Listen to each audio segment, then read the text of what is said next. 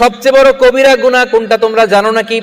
সাহাবারা বললেন, আপনি সবচাইতে ভালো জানেন ইয়া রাসূলুল্লাহ, আপনি বলেন। বিশ্বনবী বললেন, সবচাইতে বড় কবিরা গুনাহ আল্লাহর সাথে শিরক করা। হেলান দিয়ে। 2 নম্বরে উকুকুল ওয়ালিদাইন, মাতা পিতার অবাধ্য হওয়া। 3 নম্বরটা যখন বলবেন হেলান থেকে উঠলেন এভাবে, সিরিয়াস।